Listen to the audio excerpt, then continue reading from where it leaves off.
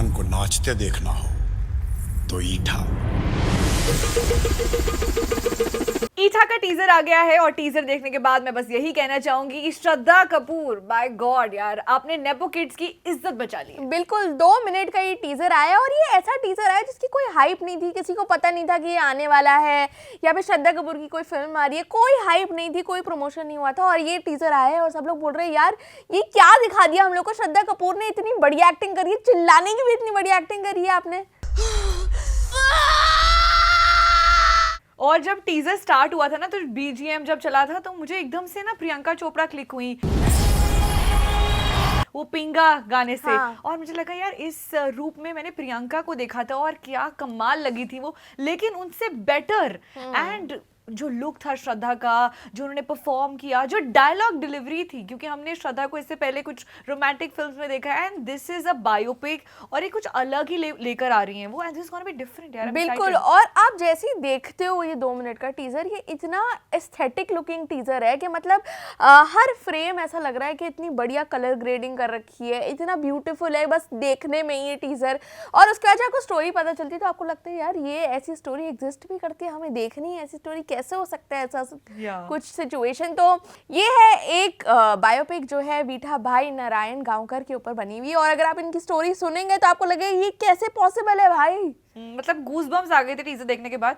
Teaser में दिखाया गया कि श्रद्धा कपूर वो प्रेग्नेंट होती हैं एंड उनकी परफॉर्मेंस होती है, लेकिन डांस के बीच में ही उनको लेबर पेन हो जाता है तो वो बैक स्टेज जाती हैं एंड बैक स्टेज में बेबी डिलीवर हो जाता है और फिर उसके बाद डिलीवरी के बाद वो स्टेज पे आती हैं, अपनी परफॉर्मेंस पूरी करती हैं, सामने लोग होते हैं, परफॉर्मेंस के लिए बहुत ज़्यादा हाइप होती है, लोग वेट कर रहे होते हैं। और ये रियल लाइफ की बात है, ऐसा हो चुका है। और कैसे है आप सोचिए, एक प्रेग्नेंट लेडी बेबी डिलीवर करती है, फिर ऑन स्टेज आती है पूरा घुंघरू पहन के। ये महाराष्ट्रन फोक डांस है, लवानी और तमाशा, एंड वो वीठा बाई जब उनके टाइम की बात है उन्होंने किया और उनकी लाइफ से इंस्पायर्ड ये कहानी है। मतलब hats off to the efforts उस लेडी को and hats off to the makers जो ये कहानी उनके लेकर आ रहे हैं हमारे बिल्कुल। और मुझे तो बस एक्साइटमेंट है ये देखने की ये पॉसिबल कैसे है, मतलब ये इमेजिन करना कि ऐसा हो सकता है कि एक इंसान है जिसको लेबर पेन हो रहा है, वो बच्चा डिलीवर करके वापस चल गया। आजकल जो हम देखते हैं वीडियोस की, भाई ये कितना ही पेनफुल प्रोसेस होता है already, thanks to social media हम इतनी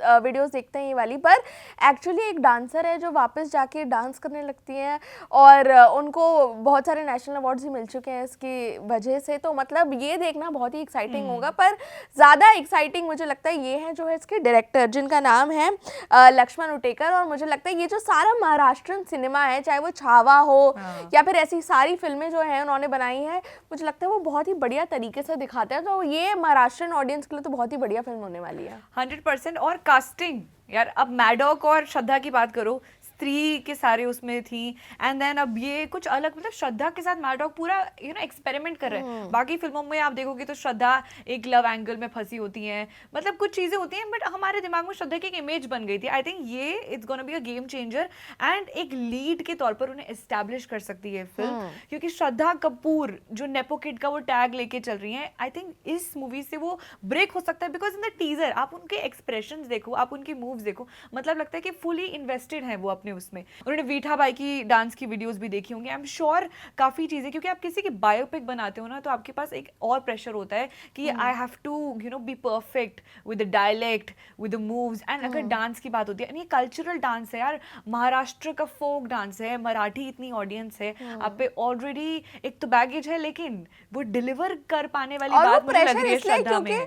जो महाराष्ट्रन सिनेमा या फिर फोक आर्ट फॉर्म्स है उसमें वो इतने इमोशनल हैं लोग इसके बारे में कि अगर आप कुछ गलत कर दो तो ऑडियंस एक्सेप्ट नहीं करेंगे उसको, और लोग बोलेंगे भाई हमें नहीं देखना है ये। और श्रद्धा कपूर के लिए एक सोलो लीड करना फिल्म को, मुझे लगता है ये भी पहली बार होगा, क्योंकि स्त्री में भी वो थी तो लीड ही, पर सब लोग उन्हें एंसेंबल कास्ट के चली राजकुमार राव की वजह से, अभिषेक बैनर्जी की वजह से ये सब बोलने लगे। तो कह रहे थे कि वो गाना हिट हो गया था तो उस वजह से चल गई। हाँ बिल्कुल। तो मतलब मुझे लगता है श्रद्धा कपूर को अभी तक ऐसा कोई क्रेडिट नहीं मिला है जो फॉर एग्जाम्पल आलिया भट्ट को मिला हो कि आपने गंगूबाई काठियावाड़ी बहुत बढ़िया करी हो। जैसे श्रद्धा कपूर भी बढ़िया एक्टिंग करती हुई आई है, उनका बॉक्स ऑफिस सक्सेस रेट जो है वो भी बहुत ही बढ़िया है। पर वो जो एक क्रिटिकल अक्लेम होता है ना कि भाई ये बंदी अकेले लोगों को थिएटर में खींच के ला सकती है, अच्छी मूवी बना सकती है, वो मुझे लगता है इस मूवी से हो जाएगा, क्योंकि इतनी प्रॉमिसिंग लग रही है सिर्फ एक 2 मिनट के टीजर से। तो जब ट्रेलर आएगा, इसके अंदर अजय अतुल का म्यूजिक है जो बहुत ही बेहतरीन म्यूजिक देते हैं हमेशा से, तो मुझे लगता है कि श्रद्धा कपूर के लिए बिल्कुल गेम चेंजर होने वाला है। और टीजर में तो बढ़िया गूज़बम्प्स ग्लिम्स हमें मिला, लेकिन अगर मैं बताऊं ट्रेलर में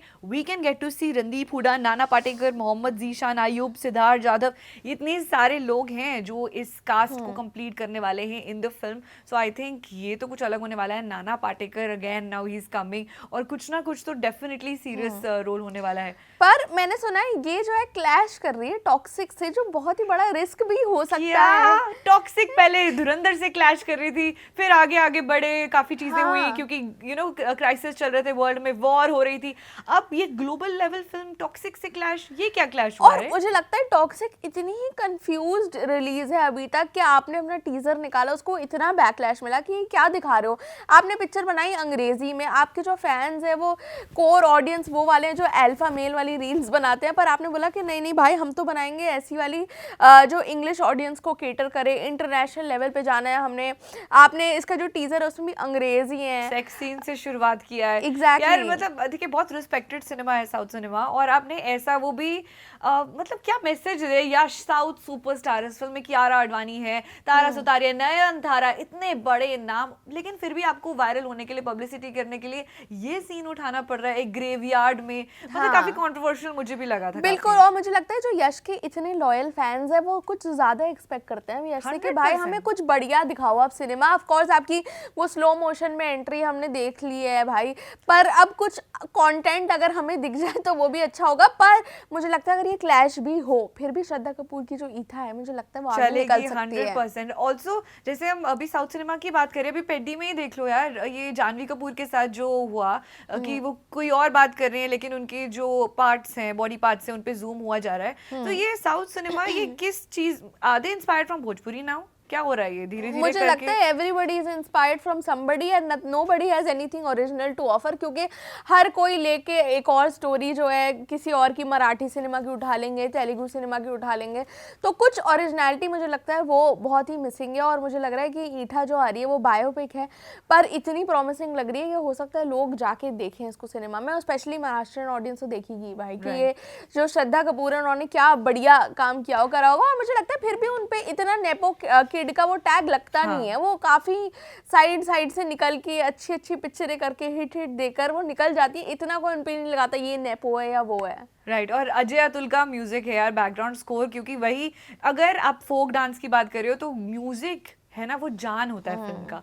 और टीजर में ही इतना ग्रिपिंग था, ट्रेलर में आई एम श्योर काफी सारी चीजें होंगी। वी ऑल आर थिंकिंग कि उनके स्ट्रगल्स के बारे में होगा और कि कैसे वो एक एस्टैब्लिश नाम बनी, कैसे उन्होंने, क्योंकि उस टाइम पे ना लड़कियों को रिकॉग्निशन ये तब के टाइम पे बहुत ज़्यादा मतलब एक चैलेंजिंग बात होती थी। एंड देन उन्होंने कैसा अपना वे बनाया, एक टैबू को तोड़ा, and then you know Marathi audience के आगे महाराष्ट्र में कैसे अपना नाम बनाया, national awards and so many things, इनके struggles, and I am sure कि और भी इसमें कहानी होगी जो जनता नहीं जानती होगी, and things should come out. I think आजकल हम क्या देख रहे हैं, लव स्टोरीज देख रहे हैं, कुछ फिक्शन मूवीज देख रहे हैं, स्पाई थ्रिलर देख रहे हैं, अल्फा, इसी बीच ना कुछ सीरियस टाइप की चीज़ें भी आनी चाहिए, बायोपिक्स जो लोगों की कहानियाँ बताती है। इनफैक्ट हमने देखा कि this is by the makers of Chhaava, so grandness तो होने वाली, स्केल बहुत बड़ा होने वाला है, and Shraddha in never before seen अवतार।